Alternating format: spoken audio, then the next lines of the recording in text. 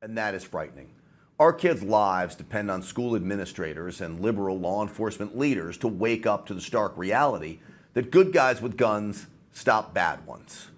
Joining me now to help me break this down is the owner of Strategic Weapons Academy of Texas and Sergeant with the Ellis County Sheriff's Office, Tim Bulot, who has spent, I guess, the last few years now starting to train teachers on how to carry firearms and be proficient in the use of them. Tim, as always, great to see you. Morning, my friend. How are y'all? I'm doing great. So why don't you tell me, you just went through some tactical training with school resource officers from independent school district police departments around Texas. Why don't you tell me how that went? Went real well, Grant. Here in Texas, they're required to obtain their SWAT certification to complete a 60-hour class on a variety of tactical topics. And, we're seeing a big shift in from street officers and tactical officers. Now ISD officers are certifying their personnel to be SWAT trained. Some of these ISD officers actually participate on SWAT teams within the city as well. So to augment with additional manpower.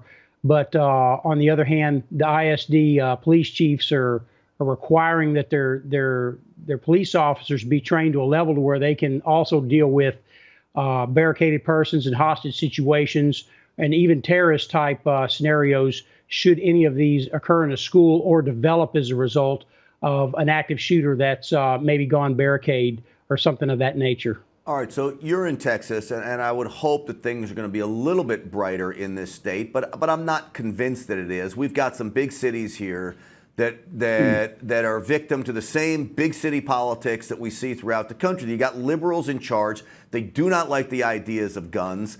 They really don't like the idea of even law enforcement coming in contact with kids. How's it going from your perspective with getting these police departments on board with the fact that they've got to be prepared? There is a big push by law enforcement, Grant, and we are seeing a lot of joint training exercises and resources, both financially and asset-wise, coming this way. And just to top off what you said, going back to our school teacher, we've had quite a few teachers come down on their own from some of these school districts that you're referring to, and they'll tell us that our school district's never going to go for this, and I'm doing this on my own accord because I want the knowledge, so at least I might know what I'm up against should one of these situations go down. Yeah, too many times, and I believe, and the sad reality is this: I believe that the overwhelming majority of schools in this nation are not prepared for this. Some of them might think they are because they've got a camera and the door's locked to their classroom and the principal has a radio, but that does not make you prepared. No, it's a combined effort of the technical security as well as the physical security, and then having the armed teachers and faculty members intertwined with that. It's going to take a combined approach to stop these situations. And Grant, I think as word gets out that that a lot of these measures are being put in place, just that in and of itself is a deterrent. But when you look the other way, you lose that deterrent. So I'm urging parents to do their own security assessment of their kids' school. Now, I know they can't do a security assessment like you or your officers can, but you can go in and look for some basics. And if you see some failures there, like I did at my kid's school, you've got to get in touch with the district, which is what I did. And to their credit, they sent in the DISD police to do a security assessment. I'll be eager to see what they come back with, because the failures that I saw at my kid's school, just from the sheer number of exit points that also serve as exit points that are unprotected, unalarmed. I see teachers opening the doors for people that shouldn't be entering. I see grade school kids opening the doors for people that shouldn't be coming in. All of these are major failures.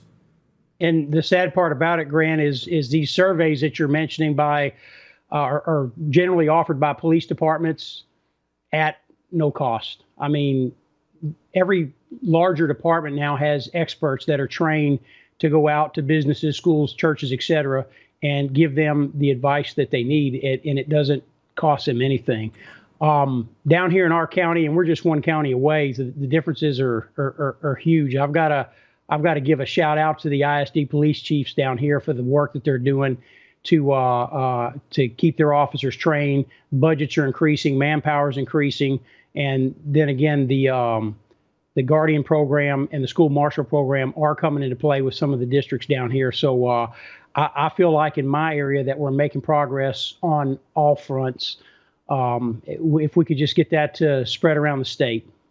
Yeah, it is something we need to do. I do know, and I only use my kid's school as an example because it's a big city, it's a public school, and I think it is probably a good example of most schools around the country. We've got a police chief up here of the school district police who is anti-arming teachers. He doesn't like the idea of it. Yet at my kid's school, in 4 years since he's been there, I've only seen a police officer on campus twice in my life. Only twice. Now, you know, Sergeant, that just the sheer showing up at random times, where if there was somebody that was scoping out these schools, if you got police showing up at random times, that would at least serve as a deterrent.